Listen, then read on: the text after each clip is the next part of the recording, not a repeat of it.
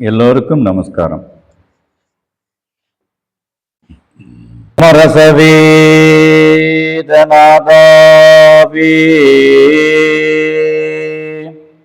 ஜாதிகளின் கர்த்தாவே, மெய்வழி நாம நன்னாதமே, மெய்வழியாண்டவர் திருவடிகளே சரணம்.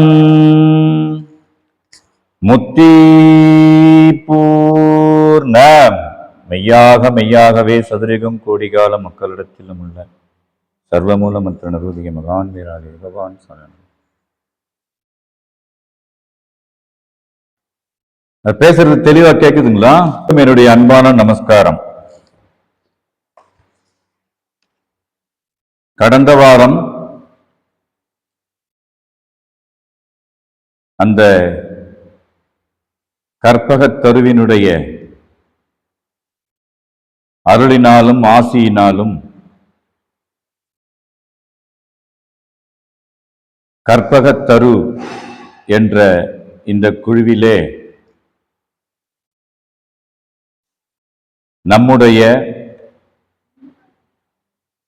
நம்முடைய தேவகோமான் ஸ்ரீ வித்துநாயகம் அவர்கள் இப்பூ உலகிற்கு அவதாரம் பண்ணிய வசந்த நேரமாகிய வசந்த காலத்தை பற்றி சிறிது பார்த்தோம். இன்றைய தினமும் அதே வசந்த காலத்தையே பார்ப்போமாக. போன வாரம் உலகத்தளவுல இந்த காலங்களை எத்தனை வகையா பிரிச்சிருந்ததா பார்த்தோன்னு யாராவது சொல்ல முடியுமா? ஒரு வருஷத்துக்கு 12 மாசம், 12 மாசத்தை 3 மாசமா பிரிச்சு வச்சாங்க. யார் பிரிச்சது? அந்த ஆதிப்பொருள் தான். எது இந்த உலகத்தை பிரபஞ்சத்தை சிருஷ்டி பண்ணாங்களோ அவங்களே தான் இந்த கால நீதிகளையும் பருவ மாற்றங்களையும் ஏற்படுத்தி வச்சாங்க. ஏன் அப்படின்னா, இந்த மனிதனுக்காக வேண்டி. இந்த மனிதனுக்கு இன்னென்ன காலத்துல என்னென்ன இது வேணும். இப்ப பழங்கள் பார்த்தீங்கன்னா ஒரு பருவத்துக்கு ஒரு பழங்கள் கிடைக்கணும். அப்போ அதுக்கு பருவ மாற்றங்களை ஏற்படுத்தினாதான் அது விளையுங்கிறது அந்த சிருஷ்டிகர்த்தாக்கு தெரியுமே தவிர நமக்கு தெரியாது, தெரிய வராது. இப்ப இங்க உட்கார்ந்து இதை கேட்டு மெய்வழிக்கு வந்த பின்னாடிதான் நாம யாரு, இந்த உலகம் என்ன, அப்ப இந்த உலகத்திலேயே இந்த பருவ மாற்றங்கள்லாம் நிகழுது, இது யாரை குறிவைத்து இறைவன் படைச்சு வச்சிருக்காரு, அப்ப மனிதன் எப்பேற்பட்டவன், அப்ப அவனுடைய கடமை என்ன அப்படிங்கிறத பற்றிலாம் அவங்க நம்மளை இடிச்சு உரைச்சி அழுத்துனாங்க. அதனாலதான் கொஞ்சம் உள்ள போச்சு. அந்தபடிக்கு இன்னைக்கு இந்த வசந்த காலத்தினுடைய செயல்பாடு என்னவா இருக்குது அப்படிங்கிறத நம்மோட தெய்வம் வாக்கியத்தின் மூலமாக இறக்கியிருக்காங்க. அதுல ஒரு சிறிது பார்ப்போம். பிரம்மோதய மெய்வழிச்சாலை ஆண்டவர்கள் வாக்கியம். 12 தேவ சன்னதங்கள் பெற்ற அவதார மூர்த்தியே சிவன். ஏன் இதை குறிப்பிடுறாங்க அப்படின்னா, 12 சன்னதங்கள் இதுவரை யாரும் பெறவில்லை. அப்ப சன்னதம்னா என்னன்னு தெரியணும். சன்னதங்கள் அப்படின்னு தெய்வம் சன்னதம் பெரு பருவம்னு ஆதிமான்மியத்துல ஒரு பருவத்தையே இறக்கி வச்சிருக்காங்க. அதுல நடந்த நிகழ்வுகளை அடுக்கடுக்கா நமக்கு அறிவுல புகுட்டுறாங்க. அப்போ திருப்பரங்குன்றம் மலையில போய் பாட்டையருடைய உத்தரவுக்கு இணங்க அன்ன ஆகாரம் இல்லாம எத்தனை சன்னதம் பெற்றாங்க? 12. 12 சன்னதங்கள் பெற்றவர், 12 தேவ சன்னதங்கள் பெற்ற அவதார மூர்த்தியே சிவன். அப்போ இங்க அவதாரம் பண்ணவர் யாரு? நம்மிடையே நம் இந்த கண்காண நடமாடும் திருமேனியராய் நமக்கெல்லாம் ஒரு புதிய வசந்தத்தை கொடுத்துட்டு இருந்தாங்களே, அப்ப அவங்க யாரு? அதே சிவன் தான். சிவன் அதுதான் உத்தரவு பண்றாங்களே, 12 தேவ சன்னதங்கள் பெற்ற அவதார மூர்த்திய சிவன். அப்ப இவங்க தான் 12 சன்னதங்கள் பெற்றாங்க. முன்ன வந்த சிவன் பெறலையே. முன்ன அவதாரம் பண்ண சிவனால 12 சன்னதங்கள் பெற முடியல, விஷ்ணுவால பெற முடியல, விநாயகரால பெற முடியல, சுப்பிரமணியரால பெற முடியல. அவங்கவுங்க வந்த காலத்துல 1, 2, 3, 4 வாக்கியத்தில் ஒளிநாடால பேசுவாங்க. 12 சன்னதங்கள் பெற்ற திருமேனி எங்கேயாவது பார்க்க முடியுமா? இதோ உன் கண் முன்னாடி இருக்குது பார் அப்படின்னு உத்தரவு பண்ணுவாங்க. அப்ப இந்த வாக்கியத்தில் என்ன குறிப்பிடுறாங்க அப்படின்னா, 12 தேவ சன்னதங்கள் பெற்ற அவதார மூர்த்தியே சிவன். அவருக்கு இன்னொரு பேர் இருக்கு, மகதி. அவருக்கு இன்னொரு பேர் என்னன்னா மகதி என்றது அவரையே. அவரே இறுதி காலத்தில் தென்னாடுடையவராக விளங்கி நின்று எந்நாட்டவர்க்கும் இறைவனாக போற்றப் பெறுபவர்.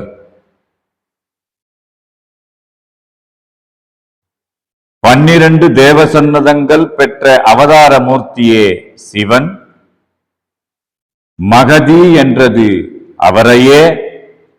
அவரே இறுதி காலத்தில் தென்னாடுடையவராக விளங்கி நின்று எந்நாட்டவர்க்கும் இறைவனாக போற்றப் பெறுவார் என்பதுவே ஆணி பொன்னாட்டு அருந்தவச் செம்மலாகிய மாணிக்க வாசக பிரான் தீர்க்க தரிசனம்.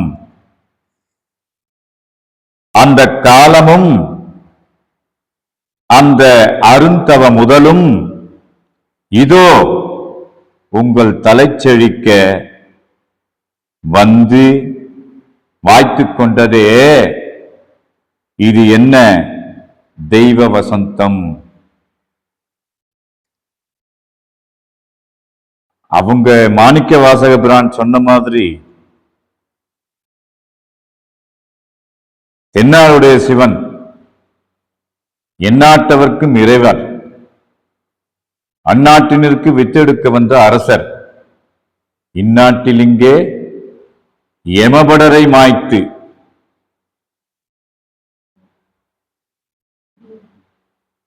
அப்போ இந்த வாசகங்களையும் இந்த செயலுடைய மந்திரத்தையும் தெய்வம் நமக்கு எடுத்து வச்சதுனாலதான் இந்த வசந்தத்துக்கு பேரு தெய்வ வசந்தம்னு குறிப்பிடுறாங்க. வந்தவர் இந்தாப்பார் எந்தை பரன் வாய்த்த வசந்த காலம் நமக்கே. ஆதிமான்மியம். இப்படி ஒவ்வொரு இடத்துலையும் பலவிதமா பேசினாலும் அந்த வசந்தத்தினுடைய சிறப்பை நாம சீர்தூக்கி பார்க்கணும். வசந்த காலம்ங்கிறது எல்லா பழங்களும் காய்ச்சி காணாததெல்லாம் நமக்கு கிடைக்குது. உடனே இந்த சீசன்ல இந்த பழம் கிடைக்கும்னு வாங்க ஓடுறோமா இல்லையா? சீசன் முடிய போது வாங்கி சாப்பிட்டு சுவையை தணிச்சுக்குவோம். அந்த ஆர்வம் அவா. மாம்பழம் சீசன் முடிய போகுது, அதுக்குள்ள ஒரு 10 கிலோ வாங்கி சாப்பிட்டுருவோம். ஓடி போய் வாங்குறோம். தெய்வம் உத்தரவு பண்றாங்க, இந்த நாவல ருசியை படைச்சதுக்காக முக்கனியும் படைச்சு அதுல முதல்ல இருக்கிறது மா, அடுத்து இருக்கிறது பலா, அதுக்கப்புறம் இருக்கிறது வாழை. இந்த சுவைக்கு நிகர் உலகத்துல எந்த சுவையும் இல்லைங்கிறாங்க தெய்வம். அப்ப 12 தேவ சன்னதங்கள் பெற்ற அவதார மூர்த்தியே சிவன். அந்த சிவன் இப்ப எப்படி வந்திருக்கிறார்னா மகதி என்றது அவரையே. அவரே இறுதி காலத்தில் தென்னாடுடையவராக விளங்கி நின்று எந்நாட்டவர்க்கும் இறைவனாக போற்றப் பெறுவார் என்பதுவே யார் சொல்றது? அது ஆணி பொன்னாட்டு அருந்தவ செம்மலாகிய மாணிக்க வாசக பிரான் தீர்க்க தரிசனம். சரி, அவர் சொல்லிட்டாரு, அது எப்போ வரப்போறாருன்னு நம்ம நினைச்சிட்டு இருந்தோம். வந்தாச்சு. வந்து நம்மளை எல்லாம் அழைத்து கூட்டி பேசி ஆட்படுத்தி அந்நாட்டினுக்குரிய வித்துக்களாக ஆக்கி வச்சிருக்காங்க.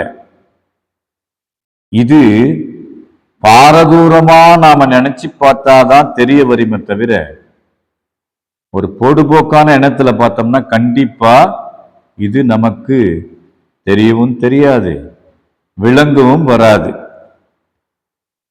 அப்ப அந்த காலமும் அந்த அருந்தவ முதலும் என்ன முதல் கொடுத்திருக்காங்க அவங்க நமக்கு? தெய்வம் அருந்தவ முதல் தவத்தை கொடுக்குறாங்க.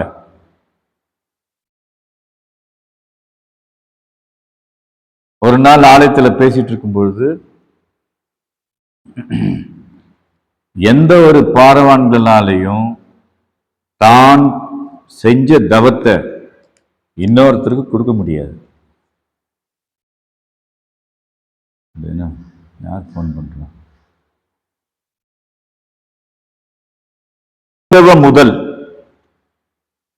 அருந்தவ மாமுனியேன்னு ஒரு பாட்டுல ஒரு வரி வரும். அருந்தவ மாமுனியே தேவே அப்படின்னு வரும். அப்ப அந்த அருந்தவத்தை எப்படி கொடுக்குறாங்க நம்மளுக்கு? எப்படி கொடுக்குறாங்க? தெய்வம் நான் தரேன், நீ பெற்றுக்கொள் அப்படின்னு உத்தரவு பண்றாங்க. எப்படி பெறுறது? அந்த தவம் என்னவா இருக்கு?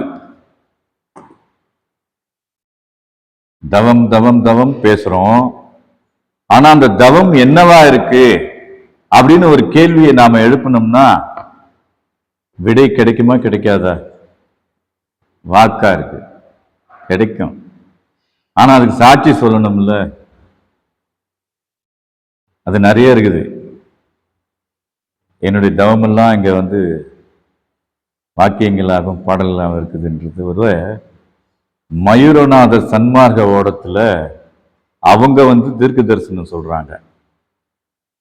இந்த அருந்தவ மா முதல் உங்களுக்கு அவங்க கொடுக்க போறாங்க, அதை எப்படி வச்சிருக்காங்க தெரியுமா அப்படின்னு கேட்கும்போது அவர் தான் சொல்றாங்க, மயூரநாதர் தான் சொல்றாரு, பராபர வள்ளலும் பண்ணிய தவங்கள். எப்படி இருக்கு? பராபர வள்ளலும் பண்ணிய தவங்கள் பாமாலையாகவே பாரினில் போற்ற. பாமாலையாகவும் வாக்கியங்களாகவும் ஆதிமான்மியமாகவும் தொகுத்து தெய்வம் பயன்படுத்திக்குங்கப்பா. இன்னொரு வாக்கியத்தில் கூட சொல், செல்வாக்கு வந்தறிவதெல்லாம் வாழ்வது மெய். போவாது. இங்க மெய் வழிக்கு திரும்ப போகக்கூடாது. வாழணும். வாழ்வது என்ன வாழ்க்கை? மெய் வாழ்க்கை. வாழ்வது மெய், நிஜம்தான். அப்போ அந்த தெய்வ முதல் அருந்தவ முதல் இதோ உங்கள் தலை செழிக்க இதயம் செழிக்கும். அந்த அருந்தவ முதலும் இதோ உங்கள் தலை செழிக்க வாய்த்து கொண்டதே. இது என்ன தெய்வ வசந்தம். இப்படி நம்ம தெய்வம் இந்த வாக்கியத்துல கொடுக்கல அப்படின்னு சொன்னா இந்த தெய்வ வசந்தத்தை பத்தி நம்மளால நினைக்க முடியுமா? முடியாது. 19 ரூபா படிச்சுக்கிட்டே போகலாம். அதுல நின்று நிதானிச்சு பார்க்கும்போது அருந்தவ முதல் சாதாரண முதல் கிடையாது, அழிஞ்சு போற முதல் கிடையாது. அந்த அருந்தவ முதலை நாம பெற்றுக்கிட்டோம்னு சொன்னா தலை செழிக்கும். எதுக்கு வந்தது அந்த அருந்தவ முதல்? உன்னுடைய தலை செழிக்க வந்தது அப்படின்னு உத்தரவு பண்றாங்க. அருந்தவ முதலும் இதோ உங்கள் தலைச்செழிக்க வந்து வாய்த்துக் கொண்டதே, இது என்ன? தெய்வ வசந்தம். கண் காது முதலிய உன் அங்க குலங்கள் உன் இச்சைப்படி அடங்கி நடக்கின்றனவா? இல்லை. கண் காது முதலிய உன் அங்க குலங்கள் உன் இச்சைப்படி அடங்கி நடக்கின்றனவா? இல்லை. உன் தூக்கம் உன் சுவாசம் உனக்கு அடங்கி நடக்கின்றனவா? இல்லை. அவற்றையெல்லாம் அடக்கி ஆள பழகிய பின் அல்லவா அகமுகத்தில் அடங்கி ஒடுங்கும். அவ்வண்ணம் அடங்காது மதம் கொண்டு நிற்கின்ற அவைகளை அடக்கி ஆளுகின்ற மகா தவ வல்லபமே மதம். அந்த மதம் ஒரு மானிட ரூபம் தாங்கி உன் முன் வந்திருக்கிறது. வசந்தம் என்னவா இருக்கு அப்படின்னா மதமா மாறுது. மதத்தினுடைய கட்டளை எப்படி இருந்ததுன்னா, முன்னாடி சட்டங்கள்லாம் கடுமையா இருந்தது. மெய்வழி சட்டம்னு எடுத்துக்கிட்டாக்கா ஒண்ணுமே இல்லை. சாப்பிட்றியா, நல்லா சாப்பிடு, தூங்கு, வேலைக்கு போ, சம்பாதனை பண்ணு, புள்ளக்குட்டி பெற்றுக்கோ, கல்யாணம் பண்ணிக்கோ, நிம்மதியா இரு, எல்லாம் வச்சுக்கிட்டு இப்படி வாரத்துக்கு ஒரு நாள் உட்காந்து பேசு, நினைச்சுக்கிட்டு என்ன நினைச்சுக்கிட்டு.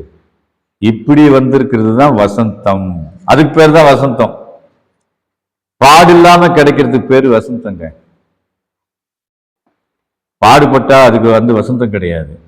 ஒருத்தனுடைய வாழ்க்கையில செழிப்பா அவன் நிம்மதியா வாழறான் பாருங்க, அந்த காலத்தை வசந்த காலம்னு சொல்லிக்குவாங்க உலகத்துல. ஆனா நமக்கு வசந்தம் இப்போ அனுபவிச்சுக்கிட்டு இருக்கிறோம். இன்னும் பின்னாடி வரப்போற வசந்தம் இன்னும் பெருசு. ஜீவ பிரயாணத்துக்கு அப்புறம் இந்த வசந்தம் அப்பப்போ வசந்தத்துல போயிட்டு உறவாடிட்டு திரும்ப மறுபடியும் உலகத்துக்கு வந்துருவோம். அந்த வசந்தத்துக்கு அது தேவ வசந்தம். அங்க போயிட்டோம்னா துன்பமே கிடையாது, இன்பம்தான். துன்பமே கிடையாது, இன்பம்தான். அப்போ ஒரு மானிட ரூபம் தாங்கி உண்மன் வந்திருக்கிறது. வாக்கியத்துல தெய்வம் ஒலிநாடால பேசும்போது, உன்னுடைய மூச்சு உன் பேச்சு கேக்குதா? இல்லையே.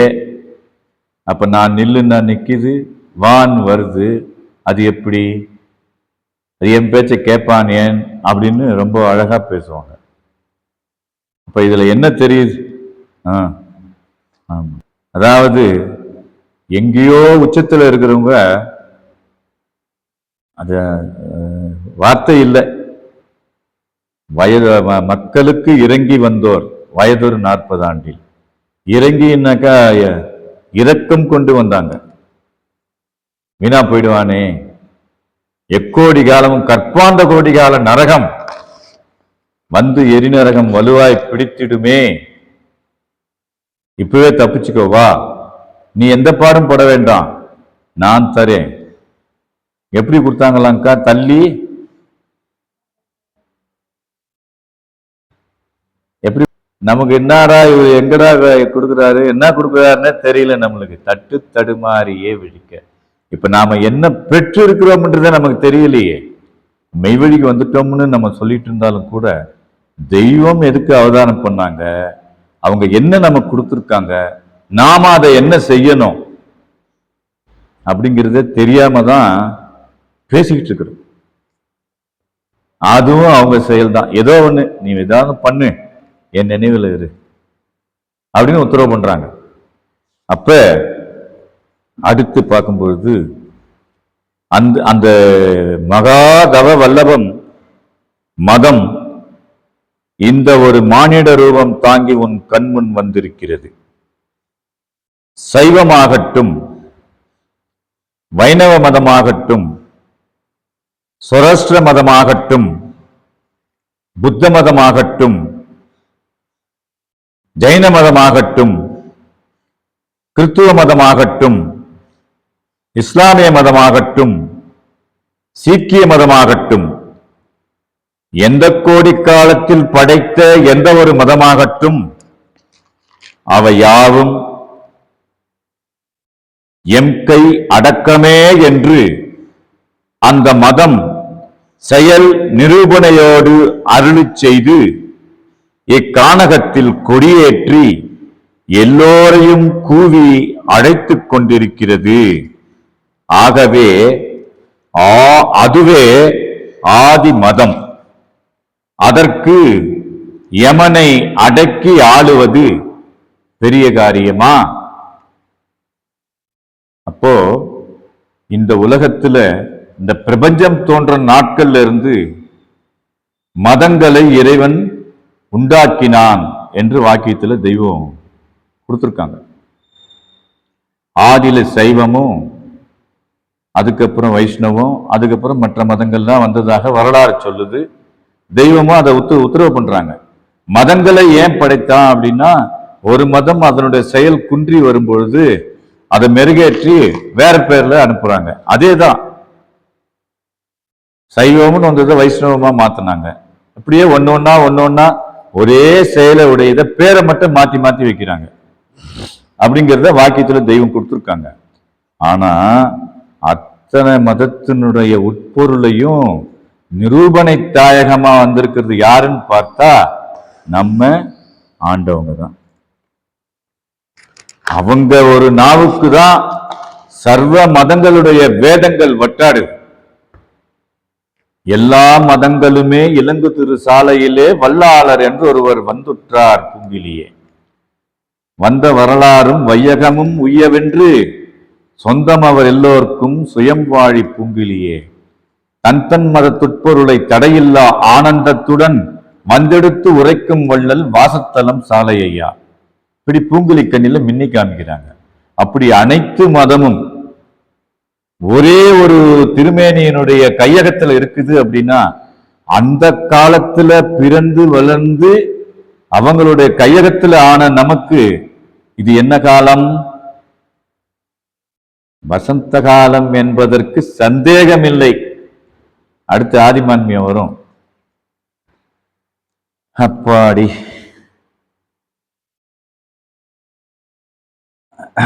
தெய்வமே. 14 ஆண்டவர்கள் ஊன் உறக்கமில்லாத ஒருவனே என்று உலகமெல்லாம் பயபக்தியோடு தோத்தரித்து வருகிறார்களே, அது யாரை நினைத்து அவ்வாறாக ஓதி வருகிறார்கள்? அரூபத்தில் இருக்கும் கடவுளை நினைத்துத்தானே. ஆம், ஊன் உறக்கமற்றவர் கடவுள் என்றால் ஊனுமில்லாமல் உறக்கமில்லாமல் பல ஆண்டுகளாக அவை இரண்டும் இல்லாமல் போய் மனித சட்டையில் உள்ள ஒரு உருவானது இம்மண்ணுடைய பரப்பில் உலவிக் கொண்டிருந்தால் அத்திருமேனியை என்னவென்று சொல்வது? அவங்க தான் சிவன். நம்மளுடைய சிந்தனை எப்படி இருந்தது? மெய்வழிக்கு வர்றதுக்கு முன்னாடி இந்த புரட்டாசி மாசம்லாம் பெருமாளுக்கு எல்லாம் படைப்பாங்க. ஒவ்வொரு மாசத்துலயும் ஒரு கடவுளுக்கு விழா வரும். இப்போ விநாயகர் சதுர்த்தியும் புரட்டாசி மாசம்தான் வரும். அப்புறம் ஆடி மாசம்னா ஆடி கிருத்திகை முருகனுக்கு அதிகமான ஒரு சுப்பிரமணியருக்கு ஒரு ஃபேவரான மாசம் அது. அந்த ஆடி கிருத்திகை அன்னைக்கு உலகம் பூரா கொண்டாடுவாங்க சுப்பிரமணியரை. எங்க வீட்டுல எங்க அப்பா எல்லாம் செய்வார். நிறைய மெய்வெடிக்கு வரத்துக்கு முன்னாடி படையல் போடுவாங்க. பெரிய இலை, தலைவாழை இலை போட்டு எல்லாத்தையும் வச்சுட்டு நாங்க காத்துக்கிட்டே இருப்போம். பசி எடுக்கும் எங்களுக்கு. இவங்க காலையில இருந்து பட்டினியா இருப்பாங்க. இவர் பாட்டுக்கு எல்லாம் பட்டப்பட்டையே விபூதி அடிச்சுக்கிட்டு அந்த நேரம் வரணும். அப்புறம் பாப்பாரு எல்லாம் ஊதுவத்தி யூத்தெல்லாம் எடுத்துட்டு சாம்பிராணி புகையெல்லாம் போட்டு இந்த கந்த சஷ்டி கவசத்தை முழுசும் உட்காந்து படிச்சுட்டு எங்களுக்கு பசி கில்லும். நைஸா எடுத்து சாப்பிடலாமான்னு பார்ப்போம். பயம் அடிப்பாரு அப்படின்ட்டு தீவார்த்தனை எடுத்து காட்டுவாங்க. அரோகரா அரோகரா அரோகரான்னு கத்துனா முடிஞ்சு போச்சு. கப்புன்னு உள்ள பூந்து அந்த புகையில எடுத்து சாப்பிட்டுருவோம். எதுக்கு சொல்ல வரோம்னா, அந்த நேம நிஷ்டைகள்ல அவ்வளோ ஆர்வமா இருந்தோம். இப்ப ஊன்வருக்கு கடவுளுக்கு படைக்க தெய்வமே உத்தரவு பண்ணாங்க. ஏண்டா நிஜமா அந்த சாமி வந்து சாப்பிட்றதா இருந்தா எவ்வளவோ வைப்பானாடா அவன். படத்து முன்னாடி சிலை முன்னாடி கொண்டு போய் வச்சுட்டு தானெல்லாம் எடுத்து சாப்பிட்டுறான். இவனுக்காக செய்யறான வழிய சாமிக்காக செய்யலையேடா. அப்ப அந்த சாமி நிஜமா சாப்பிட்றதா இருந்தா வைப்பானா அப்படின்னு உத்தரவு கேட்கிறாங்க, சொல்றாங்க நமக்கு. அப்ப இவன் நினைத்து சொல்றது அரூபத்தில் இருக்கிற ஒரு இறைவனை குறிச்சு தானே இவன் அந்த மாதிரி சொல்றான், ஊனுறக்கம் இல்லாத இறைவனே அப்படின்னு சொல்லி. ஆனா ஊனுமில்லாமல் உறக்கமில்லாமல் பல ஆண்டுகளாக அவை இரண்டும் இல்லாமல் போய் மனித சட்டையில் உள்ள ஒரு உருவானது இம்மண்ணுடைய பரப்பில் உலவிக் கொண்டிருந்தால் அத்திருமேனியை என்னவென்று சொல்லுவது? அந்த அரூப வஸ்துவே ரூபம் தாங்கி வந்த சிவன். அந்த அரூப வஸ்துவே நம் கண் பார்க்க நம் முன் அந்த திருவிழா காட்சியெல்லாம் நம்ம பார்த்திருக்கிறோம். அந்த சிவனே ஆதாரம் பண்ணி வந்தாங்க. அப்ப அவங்க யாரு? அதே உன் உறக்கமற்ற இறைவன் அப்படிங்கிறது புரிஞ்சது. அவங்க அரூபத்திலிருந்து ரூபத்துக்கு வந்தாங்க அப்படிங்கிறத அந்த வசந்த மூர்த்தியானவர்கள் எப்படி வந்தாங்க? ஆதிமான்மயத்துல மூலபண்டார பருவத்துல இதை குறித்து நமக்கு விரிக்கிறாங்க தெய்வம். அவங்க ஏன் வந்தாங்க, அவங்க யாரு அப்படின்னு பார்க்கும்பொழுது, யுக முடிவு நீதி நடவினுக்காக மேலே குறிக்கப்பெற்றுள்ள தன்னுடைய வித்தே ஜடத்தினுள்ளே இருந்த அருள் வித்தானதி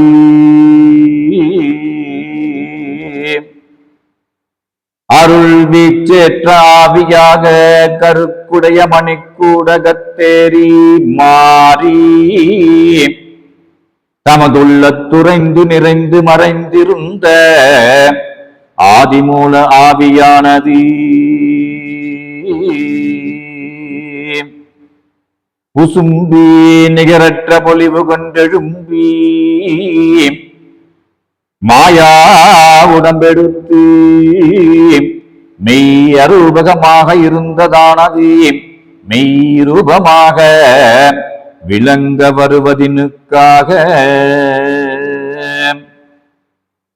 அதே உன் உறக்கமற்ற அரூபத்தில் இருந்த அந்த ஆதி சிவன் தான் நமக்காக வேண்டி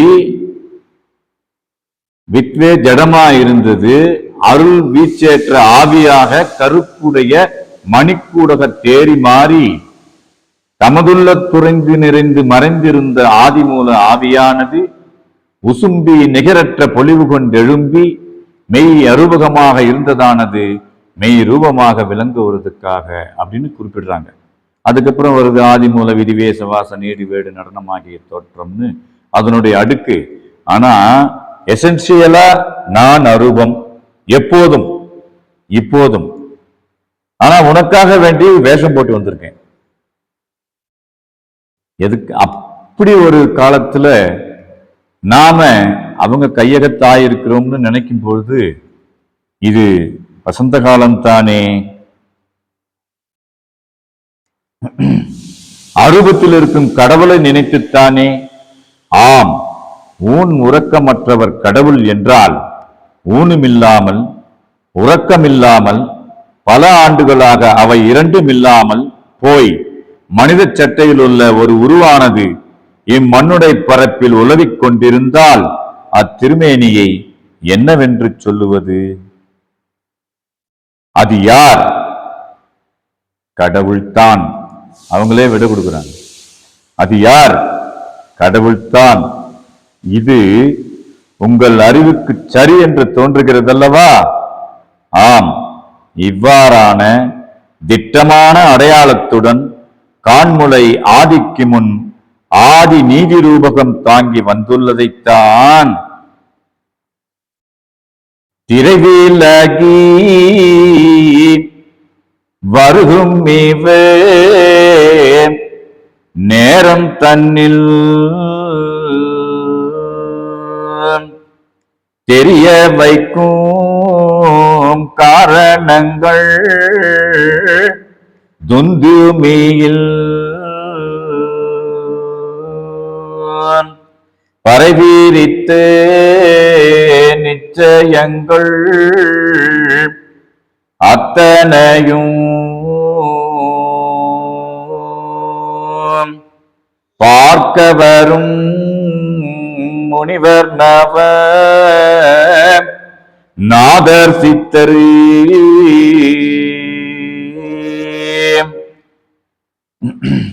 இந்த தரை தன்னிலே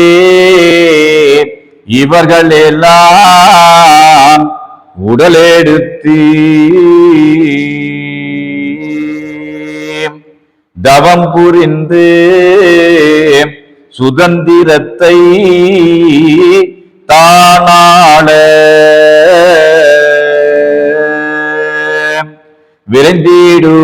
விரைந்திடுவார் ஜோதி இவர் தரிசனைக்கு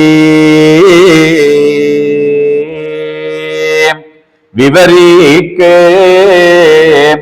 ஆதி என்ற நாமம் இன்னாள் என்று காகபசுந்த பிரான் தீர்க்க தரிசனம் எழுதி வச்சாங்க. அப்படி தவம் புரிந்த சுதந்திரத்தை தானால அவங்க புரிஞ்சிட்டாங்க. அந்த தவத்தை நாம ஆட்சி பண்ணணும்ங்கிறாங்க.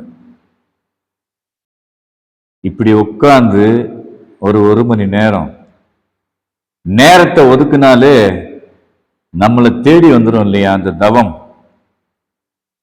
இதுதான் நம்ம தெய்வத்தோட சிறப்பு. இதுதான் அந்த வசந்த காலம். வசந்த காலத்தினுடைய என்ன சொல்றது, அந்த உச்சம் இதுதான். ஒரு நாதியம் இல்லாத நம்மள மந்திர சந்ததியா மாற்றி வச்சாங்க. அடுத்து இன்னொரு வாக்கியத்துல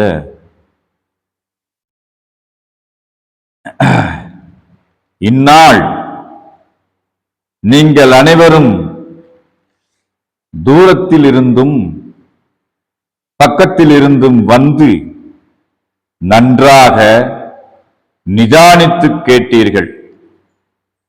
இந்த பிரசங்கத்தை செய்துவிட்டு போவதற்காக இங்கு நாம் வரவில்லை.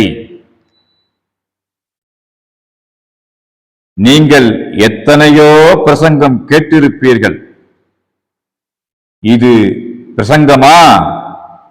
இல்லை, செயல். இது பிரசங்கமா? இல்லை, செயல். உன்னுடைய தலையை நித்தியத்தில் மாற்றுகின்ற செயலையே நீங்கள் இங்கு கேட்டீர்கள். அப்ப செயல்தான் வார்த்தையா வருது.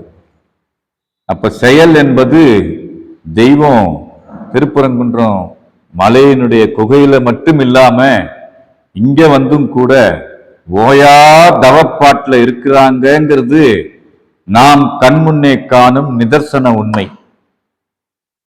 இப்ப டைம் 11:30ன்னா 11:45 எல்லாம் யுகத்தவசு தவத்துக்கு போவாங்க. போயிட்டு அந்த பாடல்ல வரபடி தவம் புரிந்த சுதந்திரத்தை தானால போனாதானே ஆள முடியும். வீட்டுல இருந்தா ஆள முடியுமா? அப்போ அந்த அதிகப்படுத்திக்கணுங்கிறது நம்ம கையில தான் இருக்கு. அவங்க கொட்டி வச்சிருக்கிறாங்க.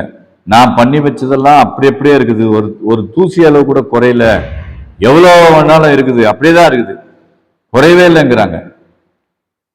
நேத்து பேசும்போது கூட பேசணும். இருதயம் என்னும் சிமிழில் இருக்கும் கருமை அது திருக்கலி மாமையினை திட்டுவேன் புருவத்திடை அருமை ஒளி பிறக்கும் யானூரியா நன்மை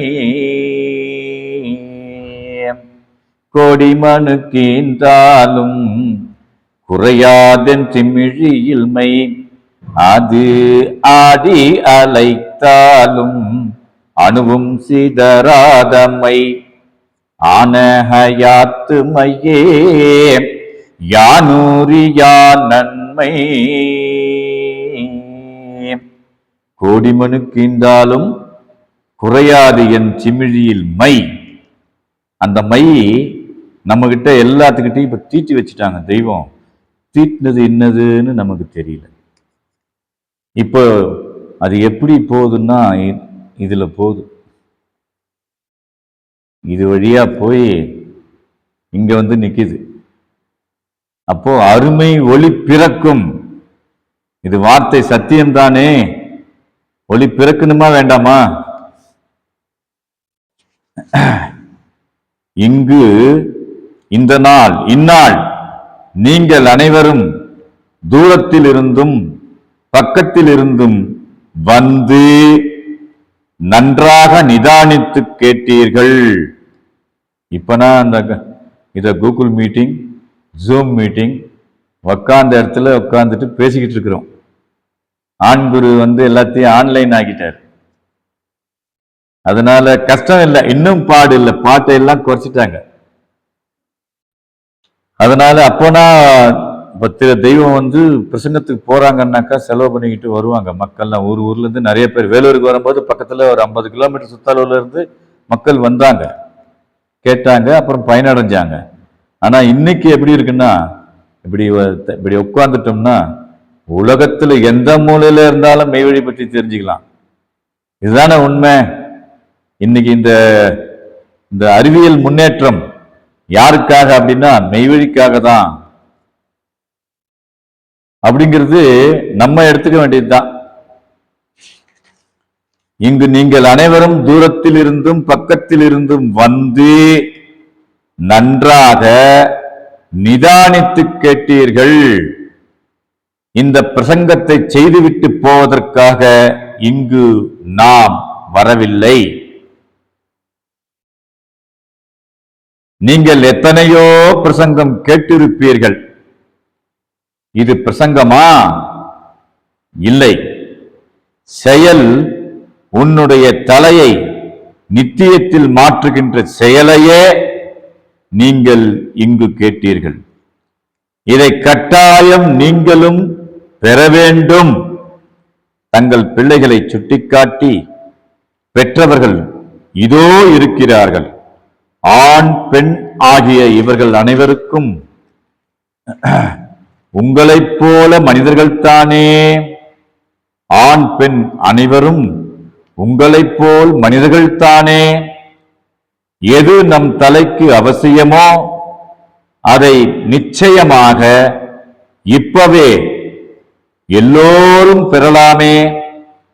அதற்கு ஒரு வசந்தமான நேரம் வந்திருக்கிறது. இப்போ பெற்றவர்கள் இது இருக்கிறாங்க, அனந்தாதி தேவர்கள். நீங்களும் பெறலாம். இப்ப நமக்கு பெற்றோமா இல்லையா இந்த ஒரு கேள்வி வருது. பெற்றோம், அதுதான் நிலைப்பாடு. ஒரு பொருளை கொடுத்தா அதுக்கு மாற்று தெரியணும். மாற்றுனா உரசி பார்க்கறாங்கல்ல, தங்கத்தை பித்தளையா தங்கமான உரசி பார்க்கறாங்களே, அது மாதிரி தெய்வம் அந்த தவ முதலை, பெருந்தவ முதலை நம்ம கொடுக்குறாங்க. நம்மளால அவங்கள உரசி பார்க்க கண்டிப்பா முடியாது. அவங்க கிட்ட கேட்கணும், தெய்வமே இது எனக்கு புரியல, தெய்வமே எனக்கு கொஞ்சம் சொல்லுங்க. கட்டாயம் சொல்லுவாங்க. அடே இதை ஏண்டா பாக்குறேன், அந்த பாட்டை எடு, ஆதிமே உதயபூரணம் பத்தியத்திடத்தை எடு, அங்க நான் கொடுத்திருக்கிறேன் பாரு, இதுக்கு உண்டான பதில் அப்படின்னு அந்த நம்ம சிந்தனைக்கு உண்டான கேள்விக்கு பதில் அங்க கொடுப்பாங்க. ஆதிமான்மயத்துக்கு போ அப்படின்வாங்க, கூட கூட்டிட்டு போவாங்க. அந்த இடத்துல நிக்க வச்சு இதோ பார் காட்டுவாங்க. காட்டி தருகின்றவர்கள். அப்போ அததான் இங்க வந்து உத்தரவு பண்றாங்க.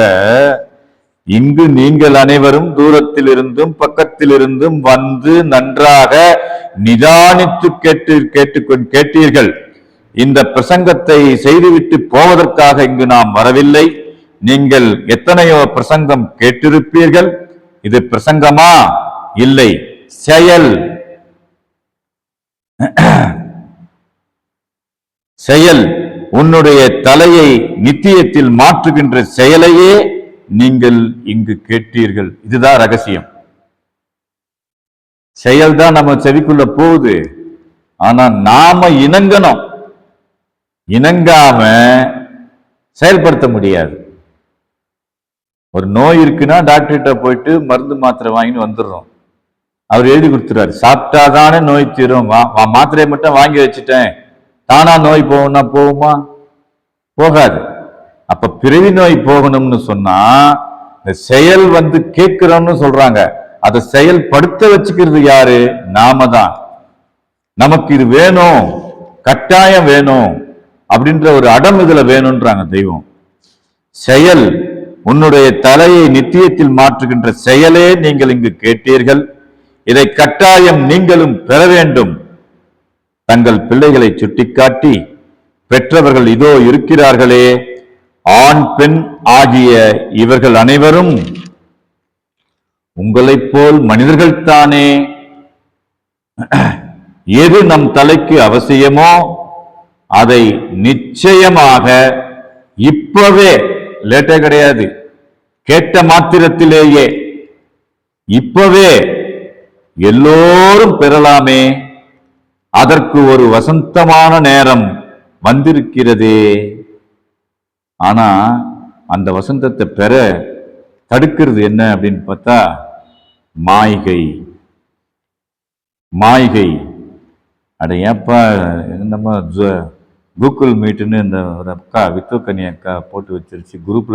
மாய்கையாலும் உன்னை தடுக்கிறது எது தெரியுமா? இந்நீல மாய்கையாலும் இடைஞ்சலின் வெட்கத்தாலும் நன்னீலை கேரவொட்டா நழுகி கீழிழுத்து தள்ளும். அப்படி தள்ளுறத நான் என்ன செய்யறேன்னு தெரியுமா? என்னை நீ அறிவாயானால் அந்த ஊன் உறக்கமற்ற தெய்வமே நம் திருமுன்பாக அவங்களுடைய திருவுருவை நம்மை போல வேஷம் போட்டு வந்திருக்கிறாங்க. அந்த நற்றிருமேனி நற்றுணை ஆவது நமச்சிவாயம். அந்த நமச்சிவாயம் நம் முன்னாடி நம்மளை போல ஒரு தேகம் தாங்கி வசந்தத்தை கொடுத்தது. அவங்க அதான் சொல்றாங்க, என்னை நீ அறிவாயானால் இப்பவே தருவேன் காண்பாய். இப்பவே பெற்றுக்கொள்ளலாமே. அப்படி ஒரு வசந்தம் வந்திருக்குது. உங்களைப் போல் மனிதர்கள் தானே. எது நம் தலைக்கு அவசியமோ அதை நிச்சயமாக இப்பவே எல்லோரும் பெறலாமே. என்னை நீ அறிந்தாயானால் இப்பவே தருவேன் காண்பாய். உன்னை நீ அறியும் தன்மை உரைத்த மும்மூலம் காப்பே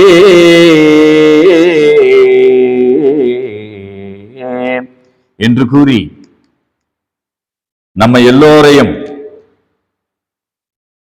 அந்த வசந்தம் அழைத்து அணைத்து ஆட்படுத்தி அந்நாட்டினருக்கு உரிய வித்துக்களாக ஆக்கி வைத்துள்ள உண்மையை இந்த வசந்தம் என்ற தலைப்பின் மூலமாக, அவர்கள் ஆலவாய் ஊற்றிலிருந்து கிளர்ந்த வாக்கியத்தின் மூலமாக நாம் சிறிது கண்டோம். இந்த வசந்தம் மீண்டும் தொடரும். நாம் எல்லோரும் வசந்தத்தை அடைவோமாக என்று கூறி நம் தெய்வம் அவர்களின் பாதார விந்தங்களிலே பரிபூரண சரணாகதி அடைந்து அவர்கள் அளக்க நிற்கும் நிஜநிதி புதுவாழ்விலே மனங்கூடி சேர்ந்து இந்த பொல்லா பிறப்பினை ஒழித்து என்றும் வீசும் வசந்தமாக வந்திருக்கும் வாழ்க்கையினை நாம் அடைவோமாக என்று கூறி என்னுடைய முத்தி பேரரை மீண்டும் தொடரும். அனைவருக்கும் நமஸ்காரம், நமஸ்காரம், நமஸ்காரம்.